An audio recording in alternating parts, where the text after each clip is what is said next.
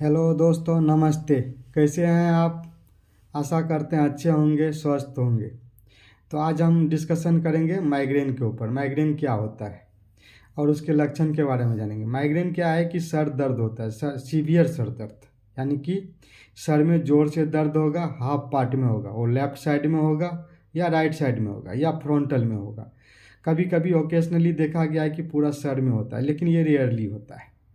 और इसके साथ साथ आदमी को वोमिटिंग होता है, वोमिटिंग का टेंडेंसी रहता है, स्पीच डिफ़िकल्टी होता है, बोलने में भी लड़खड़ाते हैं। उसके साथ साथ उनको देखने में भी डिफ़िकल्टी होता है, यानी कि विजुअल प्रॉब्लम रहता है, धुंधलापन दिखता है या कभी कभी दिखता भी नहीं है। ये सब तो इनके लक्षण होते हैं। ये 4 घंटा से लेकर 72 घंटा तक रहता है। फीमेल में ज़्यादा होता है कंपेरिजन टू मेल। ये किसी भी एज में हो सकता है, कोई भी एज में ये होता है। आ जाइए, इसका प्रिसिपिटेंट जानते हैं कि क्या क्या प्रिसिपिटेंट है। पहला प्रिसिपिटेंट हम जेनेटिकली देखते हैं। जेनेटिकली मोस्टली होता है, अगर किसी के पेरेंट्स को है तो उसके बच्चे को होने का चांस 75% रहता है।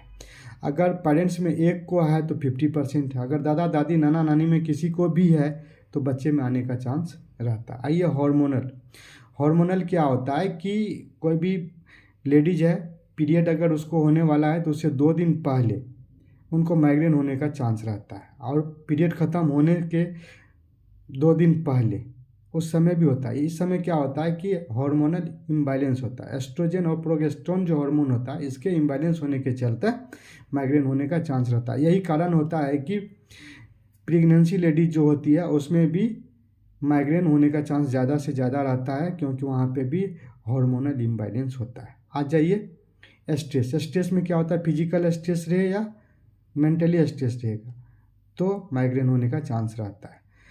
जब कोई भूखे रहेंगे तो उस समय भी माइग्रेन होने का चांस रहता है। अगर कोई आदमी ज़्यादा से ज़्यादा कॉफ़ी पी ले, चॉकलेट खा ले, टी ले ले, तो ऐसे कंडीशन में माइग्रेन होने का चांस रहता है। अगर कोई आदमी रेड वाइन पीता है तो भी उसको माइग्रेन होने का चांस रहता है।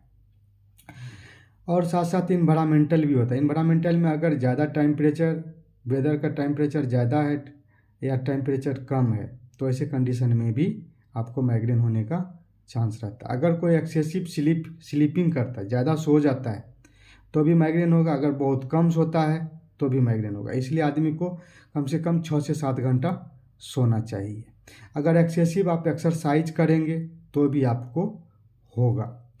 ऐसे फिर और इसका यह है कि प्रिसिपिटेंट, जैसे कि आप कोई स्मेल है, जैसे आप परफ्यूम सूंघ लीजिए या पेट्रोल सूंघ लेंगे तो माइग्रेन होने की चांस रहता है।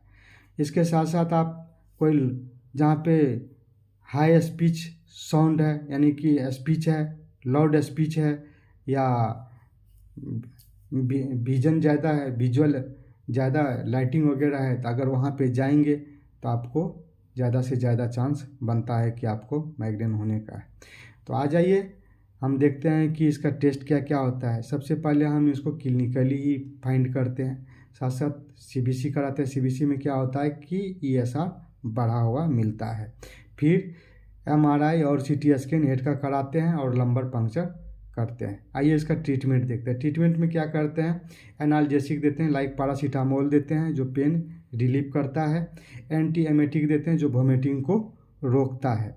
और जो प्रिसिपिटेंट है उसको अवॉइड करने के लिए पेशेंट को बोलते हैं। साथ ही पेशेंट को बेड रेस्ट के लिए डार्क और साइलेंट रूम प्रोवाइड करते हैं। आ जाइए, इनका हम देखते हैं प्रिवेंशन में क्या करते हैं। प्रिवेंशन में सबसे पहले तो वही करेंगे कि प्रिसिपिटेंट जो है उसको बोलेंगे अवॉइड करने के लिए।